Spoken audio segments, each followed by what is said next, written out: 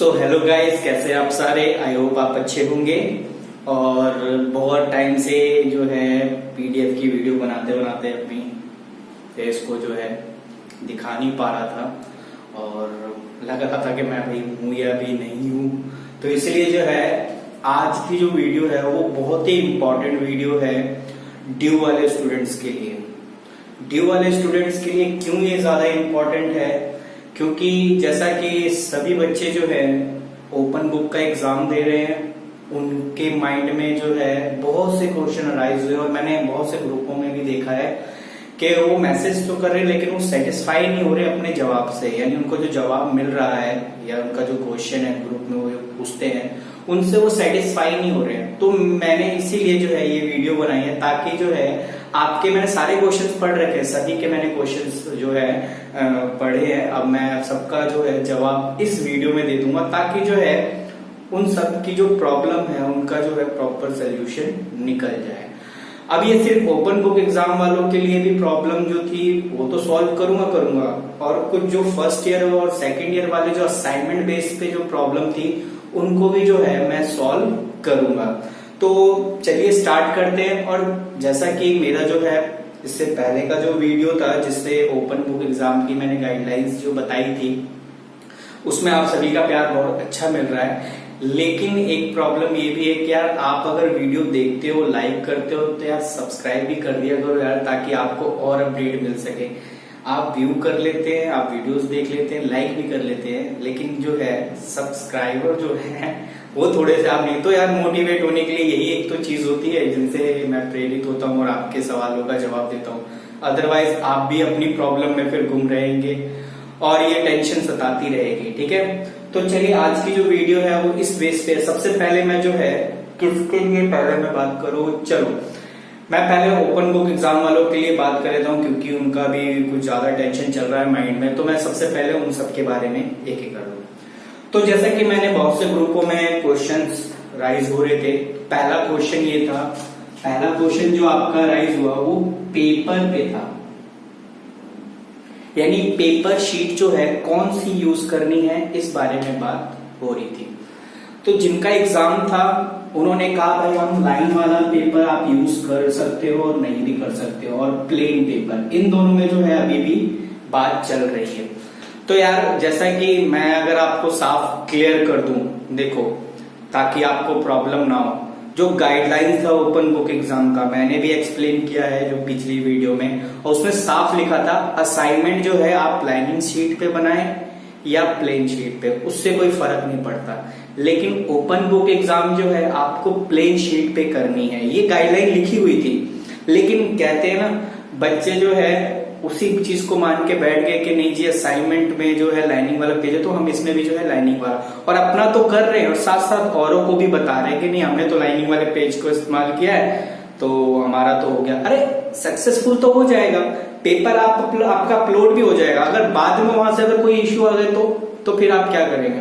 ठीक है, कहता हूँ चलो आप लाइनिंग वाला यूज करो, मेरा क्या जा रहा है। लेकिन जो गाइडलाइंस लिखी थी गाइडलाइंस के अकॉर्डिंग मैं बता रहा हूँ, उसमें प्लेन पेपर की बात हुई थी। अगर आपने लाइनिंग पेपर का यूज किया है तो भाई आप उन पे डिपेंड करता है कि आपको मार्क्स दे या ना दे।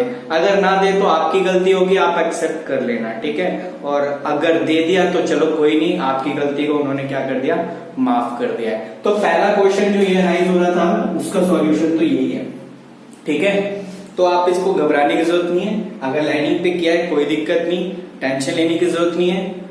अगर उन्होंने चेक किया है तो ऑब्वियसली आपको मार्क्स देंगे ही देंगे। ठीक है ना, लेकिन जो गाइडलाइंस थी वो प्लेन पेपर की थी, इस चीज को आपने ध्यान से लेना। असाइनमेंट थी जो लाइनिंग वालों के लिए थी। दूसरा क्वेश्चन राइज हुआ कि आपका जो है क्वेश्चन पेपर मेल पे भी आ रहा है और आपके जो पोर्टल है यानी जिसपे आपने जो है अपनी आईडी पासवर्ड से लॉगिन किया वहां पर भी आ रहा है। तो मेल में जो है आपका जो मेल यानी एग्जाम टाइम से पहले ही आपके पास मेल जो है 10-15 मिनट पहले आ जाता है। तो वहां जो मेल आता है उसमें बच्चे का कंफ्यूजन था कि ये मेल क्यों आया है। तो दोस्त वो आया इसलिए है कि सपोज करिए अगर जैसे क्वेश्चन अगर अपलोड नहीं हो पा रहा है उन बच्चों का तो मेल के थ्रू जो उनके पास आया है 10 मिनट पहले तो वहां से आप जो है क्वेश्चन पेपर डाउनलोड आप जो है उस मेल में देखेंगे तो उसमें लिखा भी रहता है और साथ साथ लिंक भी दिया हुआ है कि क्वेश्चन पेपर नाउ, और उसके जो है सब्जेक्ट के साथ ही जो है उनका सब्जेक्ट कोड जो होता है उसके साथ, और नीचे लिखा था डाउनलोड द लिंक।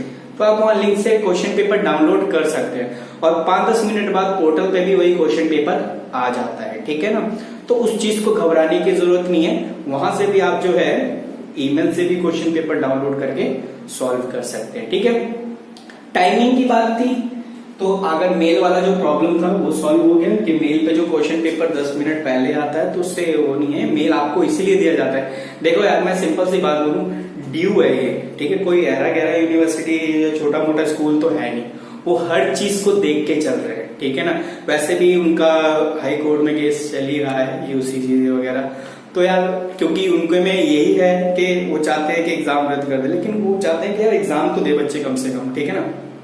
तो आप उन्हें यार, और उन्होंने अगर एग्जाम रखा है तो बहुत सी चीजें आपको जो है प्रोवाइड कराई है कि किसी भी बच्चे का जो है एग्जाम छूटना नहीं चाहिए, ठीक है। ये क्योंकि सबसे बड़ा जो है लोगों में वहम पाल रखा है कि ऑनलाइन एग्जाम का मतलब ये नहीं कि आपको नेट चाहिए यार, सिंपल सी बात है, आपको सिर्फ क्वेश्चन पेपर डाउनलोड और अपलोड करने के लिए नेट चाहिए, मिनिमम 50 MB भी बहुत है, ठीक है, MB बोला है मैंने, तो ये नॉर्मली आप किसी से भी शेयर कर सकते हो और कोई दिक्कत नहीं, ठीक है ना। तो और उससे भी कम आप मेल कर दो, ठीक है ना। अगला पॉइंट मैं उस मेल पे ही आ रहा हूं जिसमें मैंने जो है बच्चों के क्वेश्चन देखे थे।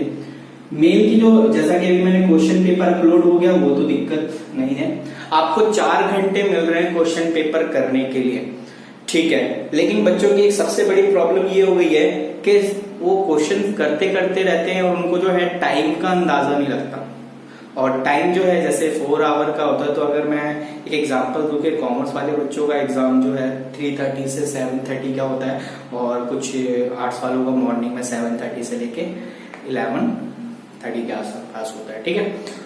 तो यार अगर आप क्वेश्चन कर रहे हैं, जैसे कि मैं एक आपको तरीका सिंपल सा यही है, कुछ बच्चे क्या करते हैं कुछ नहीं, मैं उसका कि जैसे अगर आपने एक क्वेश्चन कर लिया, फटाफट आपको जो है एक क्वेश्चन, उसी क्वेश्चन का आपको PDF बनाना है, और फ्रंट पेज जो होता है उसी के साथ पहले क्वेश्चन का PDF बनाइए, ठीक है। तो फ्रंट पेज के साथ पहले क्वेश्चन का PDF बना के पहले क्वेश्चन के जो है उसमें पोर्टल है उसमें आप अपलोड कर लीजिए, पहला क्वेश्चन होने के बाद देन आप दूसरे क्वेश्चन। बच्चों की सबसे बड़ी प्रॉब्लम क्या है कि वो सारे क्वेश्चन इकट्ठे कर ले रहे हैं, ठीक है ना। सारे क्वेश्चन इकट्ठे करने समय टाइम चला जाता है और फिर वो जो है अपलोड करते हैं तो अपलोड नहीं हो पाता। तो इसका ये मतलब नहीं है कि आपका एग्जाम नहीं हुआ। देखिए मैंने क्या बोला, ड्यू जो है ऐसे नहीं एग्जाम करा रहा है, वो सारे ऑप्शनल आपके सामने रख रहा है जो आपके एग्जाम में जो है किसी तरीके की प्रॉब्लम ना आए। तो उसी चीज पे बात करते हैं, जैसे अगर किसी भी स्टूडेंट ने एग्जाम जो है दे रहे हैं और 4 घंटे हो गए, अगर पोर्टल पे उनका जो है पेपर अपलोड नहीं हो रहा है तो वो मेल कर सकते हैं। मेल में आपको जो सब्जेक्ट वाला जो होता है कॉलम, उसमें आप अपना नाम, आपका रोल नंबर और सब्जेक्ट जो है वो आपको लिखना पड़ेगा, सब्जेक्ट को वो लिखना पड़ेगा सब्जेक्ट के कॉलम में, ठीक है ना। फिर आप उसे सबमिट कर दो। अब सबमिट कर दोगे तो देखो, अगर टाइम से अगर 4 घंटे के पहले सबमिट करते हो तो आपके पास रिप्लाई आ जाता है मैसेज कि आपका जो है क्वेश्चन पेपर यानी आपका आंसर सबमिट हो चुका है। लेकिन अगर आप आपके टाइमिंग के बाद सबमिट करोगे तो इसका ये मतलब नहीं है कि वो एक्सेप्ट नहीं करेंगे, एक्सेप्ट कर लेंगे। देखो मेल जानी चाहिए, आप अपने मेल बॉक्स में चेक कर लिए, सेंड बॉक्स में, कि आपकी मेल गई है या नहीं गई है। अगर आपकी मेल चली गई इसका मतलब उनके पास पहुंच गया है वो, ठीक है ना। तो इस चीज पे घबराने की जरूरत नहीं है कि ऐसा मैसेज आ रहा है वैसा मैसेज आ रहा है, वो आपके कुछ टाइम बाद सबमिटेड का मैसेज आ जाएगा, ठीक है। और अगर आप ये चीजें, आप क्यों इस चीज को कर रहे हो, आपको 1 घंटा एक क्वेश्चन में देना है प्रॉपर तरीके से। अब घड़ी देखो यार, आप बस क्वेश्चन करने में लगे रहे तो टाइम देखते ही हो। अब घड़ी देखो, घड़ी में एक क्वेश्चन 1 घंटे पूरा टाइम तो अपलोडिंग के साथ, यानी क्वेश्चन पेपर करना भी है, उसे अपलोड भी करना है। तो अगर 50 मिनट एक क्वेश्चन करने के बाद अगर आप 10 मिनट में अपलोड कर रहे हैं तो क्या दिक्कत है, ठीक है ना। तो इस चीज पे थोड़ा ध्यान। और हालांकि ऐसे डरने की जरूरत नहीं है कि अगर आपका उस पर नहीं हुआ और आपने मेल कर दिया, मेल से कोई रिप्लाई नहीं आया, ऐसा नहीं है, आज नहीं और तो कल आ जाएगा आपके पास रिप्लाई। और नहीं आएगा तो आप ये देखें ना कि आपने अपना जो मेल है वो आपने भेज दिया है कि नहीं भेज दिया। भेज दिया है तो बेस्ट है, ठीक है, यानी चला गया है तो ठीक है, ठीक है ना, वो आपका वहां पे सबमिट हो जाएगा, तो ऐसे डरने की जरूरत नहीं है। तो ये कुछ बच्चों की सबसे बड़ी प्रॉब्लम यही आ रही थी, जो कि मैंने सॉल्व कर दी है, ठीक है।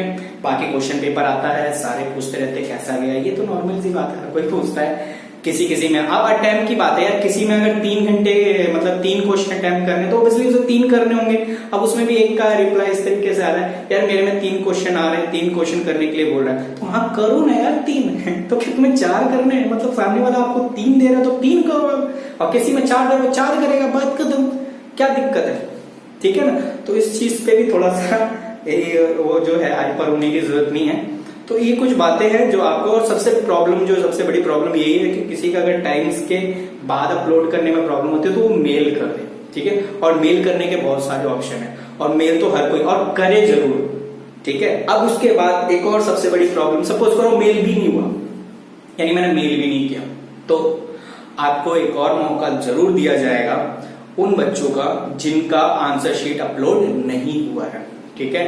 अब तो पूरी बात क्लियर हो जाएगी कि अगर जिनका आंसर शीट अपलोड नहीं हुआ है, उन्होंने जैसे ना क्वेश्चन तो उन्होंने डाउनलोड किया, लेकिन उन्होंने आंसर शीट डाउनलोड जो है अपलोड नहीं किया, तो टेंशन मत लो यार, उनको एक मौका और मिलेगा, ठीक है। क्योंकि रूल्स ये लिखा था कि अगर आपने क्वेश्चन पेपर डाउनलोड कर लिया लेकिन बट आपने आंसर शीट अपलोड नहीं किया, तो आपको एक मौका और दिया जाएगा ऑफलाइन पे एग्जाम देने का, ठीक है। ये भी बात उसमें मेंशन थी। तो आपका आई होप ये चीज समझ में आ गई होगी। अब जो सबसे इम्पोर्टेंट चीज है वो असाइनमेंट वाले बच्चों के लिए, वो पीआई के जरूर जितने भी थे, जो सबसे इम्पोर्टेंट चीजें थी वो सब मैंने डिस्कस कर ली। फिर भी अगर आपको कुछ लगता है कि मैंने इस चीज पे नहीं बोला, तो आप यार कमेंट कर दो, मैं बोल दूंगा, ठीक है। क्योंकि क्या पता मेरी वॉइस जो है सही नहीं आ रही हो, और आ रही हो तो अच्छी बात है। तो इस चीज पे जरूर आपने ध्यान देना है। तो मैं जो अभी बात कर रहा था वो था असाइनमेंट बेस वाले पे, कि असाइनमेंट पे हो रहा है। अब देखो बात दोनों तरफ एक याद आ गई मेरे को। किसी ने कह रहा है कि रोल नंबर गलत लिख दिया, या मैंने साइन नहीं किया एग्जाम के समय, ओपन बुक एग्जाम में, कि मैंने साइन नहीं किया। चलो साइन नहीं किया तो चलता है। अब किसी ने कहा कि अगर मेरा रोल नंबर मैंने गलत लिख दिया, तो यार रोल नंबर गलत लिख दिया तो ये तो फिर तो गड़बड़ हो गई।